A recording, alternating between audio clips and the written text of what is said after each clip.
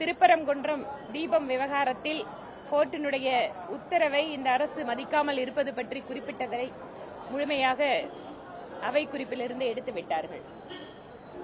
இவை இல்லாமல் மாண்புமிகு அமைச்சர் பெருமக்கள் எல்லாம் எழுந்து நாங்கள் அத்தனை பேரையும் ஒன்றாக பார்க்கிறோம், ஒன்றே குலம் ஒருவனே தேவன், எம்மதமும் சம்மதம் என்றெல்லாம் பேசினார்கள். அப்போது நான் வைத்த ஒரே ஒரு கோரிக்கை, மாநிலத்தினுடைய முதல்வர் அவர்களுக்கு எம்மதமும் சம்மதம் என்றால் ஏன் இந்து பண்டிகைகளுக்கு அவர் வாழ்த்து சொல்ல மறுக்கிறார்?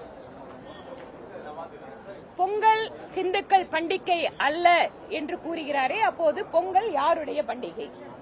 இவற்றையெல்லாம் அவை குறிப்பிலிருந்து நீக்கிவிட்டார்கள். அவர்கள் சொல்வதற்கு எந்த பதிலும் கிடையாது. ஆகவே என்னுடைய கேள்விக்கு சம்பந்தமில்லாத நிறைய விஷயங்களை பேசிக்கொண்டு பெண்களுடைய பாதுகாப்பு தொடர்பாக வருகின்ற பொழுது தமிழகம் பெண்களுக்கு பாதுகாப்பான மாநிலமாக இப்போது இல்லை.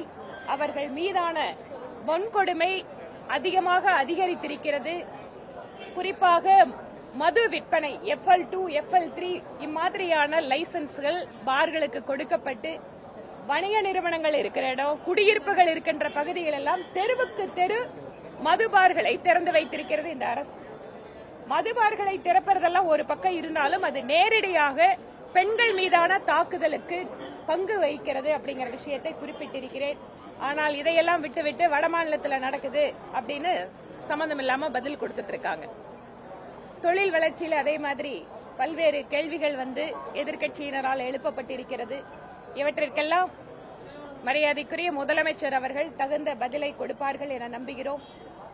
இவை இல்லாமல் போராட்ட களமாக இன்று மாறிக்கொண்டிருக்கக்கூடிய தமிழகம், குறிப்பாக போராட்டக்காரர்களை, பெண்களை காவல்துறை நடத்துகின்ற விதத்தை குறித்து என்னுடைய கவலையை பதிவு செய்திருக்கிறேன். நன்றி.